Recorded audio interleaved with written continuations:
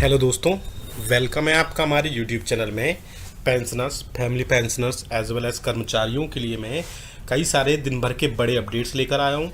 जैसे कि मैंने अपने प्रीवियस वीडियोस में बताया था कि आपको दिन भर में सिर्फ एक वीडियो को देखने को मिलेगा और उससे ही सारे आपके दिन भर के सारे अपडेट्स कंप्लीट हो जाएंगे, जिसमें कई सारी इन्फॉर्मेशन होगी। जिसमें पहली बड़ी इन्फॉर्मेशन मैं देने वाला हूँ 18 मंथ के डीए और डीआर के एरियाज पर बड़ा एक और अपडेट आया है। एक लेटर लिखा गया है फाइनेंस मिनिस्टर को, ऑनरेबल फाइनेंस मिनिस्टर को। उसके बाद में कई सारी चीज़ें और भी आई हैं। ओल्ड पेंशन स्कीम को लेकर भी बड़ा अपडेट देने वाला हूँ।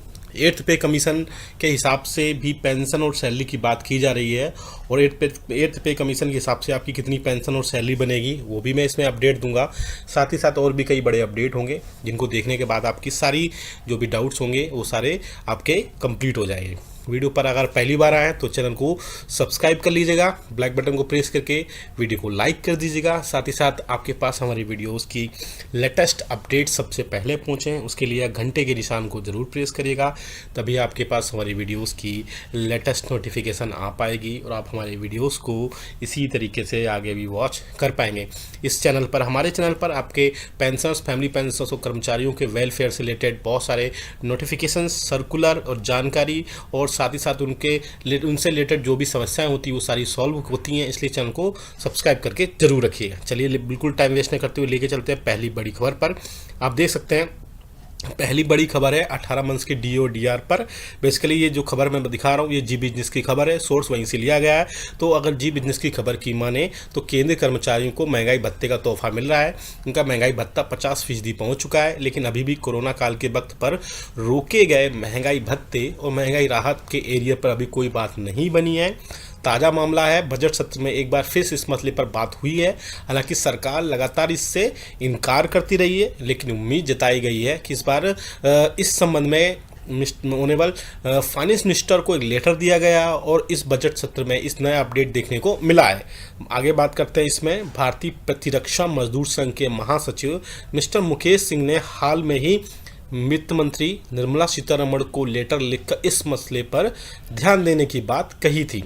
लेटर में कहा गया है कि महामारी के वक्त कर्मचारियों और रिटायर्ड पेंशनर्स का महंगाई भत्ता और महंगाई राहत रोका गया था। साल 2021 में इसे बढ़ा दिया गया था, लेकिन करीब 18 महीने की अवधि का ईयर का भुगतान नहीं हुआ था। सरकार ने इसे रोककर करीब 34,000 करोड़ रुपए बचाए थे। अब इसे वापस करने का वक्त है।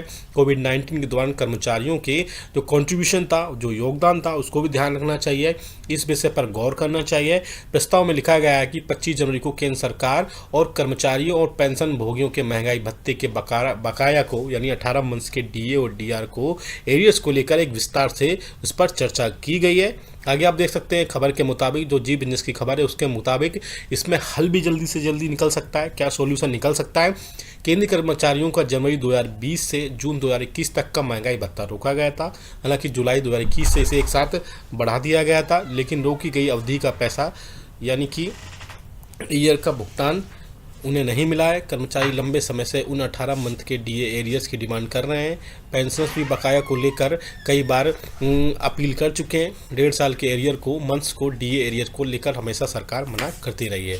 तो मैंने अभी पिछले वीडियोस में भी बताया था कि 25 जनवरी को केंद्र सरकार और कर्मचारियों और पेंशन भोगियों के यूनियंस और फेडरेशन की इसके रिगार्डिंग बातचीत भी हुई थी। आगे जो भी इसमें आउटपुट निकल कर आएगा मैं आपको ज़रूर अपडेट कर दूंगा। लेकिन अगर मेरा व्यूज़ जानेंगे इसमें तो यह है कि कर्मचारियों और पेंशनर्स और फैमिली पेंशनर्स का इसमें हमेशा बैड न्यूज़ ही मिलेगी, क्योंकि गवर्नमेंट जो है कई बार संसद में और अपने लेटर में कई बार ये भी जारी कर चुकी है कि 18 मंथ्स के डीए और डीआर का जो एरियर्स है वो पेंशनर्स और कर्मचारियों को नहीं दिया जाएगा। चलिए आगे बड़ी दूसरी खबर की तरफ लेके चलते हैं। दूसरी बड़ी खबर आ रही है ओल्ड पेंशन स्कीम को लेकर के। ओल्ड पेंशन स्कीम आप देख सकते हैं एक सर्कुलर जारी किया गया है, जो कि आप देख सकते हैं 23 जनवरी 2024 को मिनिस्ट्री ऑफ फाइनेंस के डिपार्टमेंट ऑफ एक्सपेंडिचर के E5 ब्रांच से, जो कि आप देख सकते दोस्तों कर्मचारियों और पेंशनर्स के जो ओल्ड पेंशन स्कीम है उसके लिए लेटर लिखा गया है। आप देख सकते हैं, जो कि memorandum demanding defined non contribution guaranteed old pension scheme in place of contributory national pension system to the entire central government employees including railways, defence, बाकी जितने भी हैं उन सब के लिए एक लेटर लिखा गया है। आप देख सकते हैं मिनिस्ट्री ऑफ फाइनेंस को, डिपार्टमेंट ऑफ एक्सपेंडिचर के लिए। उसी के बाद ये लेटर जो है जनरल सेक्रेटरी को भेजा गया है, जिसमें कई सारी चीज़ें बोली गई हैं कि इसके लिए रिगार्डिंग इसका आंसर आया हुआ है, जो आप देख सकते हैं। इसमें आगे जो भी इसमें अपडेट आएगा हम आपको ज़रूर बता देंगे। चलिए लेके चलते हैं नेक्स्ट बड़ी अपडेट पर, जो कि आ रही है 8 पे कमीशन को लेकर के। जैसा कि आप सभी को पता है कि साल 2016 में 7 पे कमीशन का गठन किया गया था। इसके बाद में अब 2026 में 8 पे कमीशन आना है। तो 8 पे कमीशन के हिसाब से बहुत सारे पेंशनर्स कर्मचारियों को या इसके अलावा कई सारे यूट्यूब चैनल्स पर और मीडिया में ये खबरें आ रही हैं कि जो भी आपकी बेसिक पे के बाद में जो डीए और डीआर का होगा वो उसमें मर्ज कर दिया जाएगा। उसके बाद में उस वही जो है आपका 8 पे कमीशन में टोटल बेसिक बनेगा। सपोज करते हैं किसी की बेसिक जो है सैलरी या पेंशन 20,000 रुपये है और उसका डीआर जब होगा, सपोज 20,000 रुपये होगा, तो 40,000 रुपये जब 100% ये क्रॉस करेगा तो 40,000 रुपये के बाद आपकी बेसिक पे, अब जब 8th पे कमीशन आएगा तो वहाँ से 40,000 रुपये से स्टार्टिंग होगी, ऐसा इसमें बताया जा रहा है। लेकिन गवर्नमेंट पहले ही बहुत सारी चीज़ें 8th पे कमीशन पे क्लियर कर चुकी है कि वो ना कि मिनिस्ट्रियल ना ही इंटर मिनिस्ट्रियल और किसी भी टाइप से 8th पे कमीशन के बारे में अभी नहीं सोच रही है। और एक 8th पे कमीशन में ये भी अभी बोला जा रहा है कि उनका फिटमेंट फैक्टर 3.68 गुना हो सकता है। जानकारी के लिए आपके बता दूं कि अभी कर्मचारियों, पेंशनर्स और फैमिली पेंशनर्स को 7 पे कमीशन के अकॉर्डिंग 2.57 गुना पर बेसिक पे पर उनको जो है सैलरी पेंशन 9,000 रुपये, साथ ही साथ जो पेंशन 9,000 रुपये और कर्मचारियों की सैलरी 28,000 रुपये उनको खातों में पहुंचाई जाती है।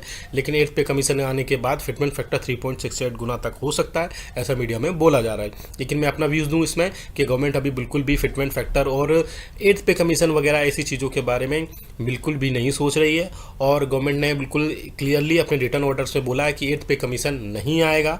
हो सकता है आने वाले दिनों में 8 पे कमीशन की जगह जो आपकी पेंशन रिवीजन है या सैलरी रिवीजन है, कुछ और इसका अल्टरनेट निकल कर आए, कुछ और एक ऑटोमेटिक पे रिवीजन है और इसके अलावा एक्रोइड फार्मूला है, वो भी उसमें हो सकता है। लेकिन आगे आने वाले दिनों में ये सब सारी चीज़ें होंगी, क्योंकि 8 पे कमीशन आएगा भी तो उसके पहले एक कमेटी गठित होगी, जैसे कि CPC में गठित हुई थी। वो रिपोर्ट अपनी सरकार को भेजेगी, उसके जो रिकमेंडेशंस होंगे वो गवर्नमेंट उसमें बहुत सारे रिकमेंडेशंस लेगी, बहुत सारे रिकमेंडेशन मना भी करेगी। तो ये इसमें एक बड़ा टाइम टेकिंग प्रोसेस है, उसके बाद ही सारी चीज़ें हो पाएंगी और उसमें ये सब सारी चीज़ें होने में बड़ा टाइम लगेगा। और गवर्नमेंट पहले ही बोल चुकी है कि अभी 8 पे कमीशन सरकार लाने वाली नहीं है। एक और बड़ी खबर की तरफ लेके चले कि आपकी जो नॉशनल इंक्रीमेंट है उसका लेटर जो है, एक मीडिया में भी खबर आ रही है, जो कि IPSEF ने अभी बताया है कि DOPT अगले वीक तक जो है एक नॉशनल इंक्रीमेंट वृद्धि का एक लेटर जारी कर सकती है।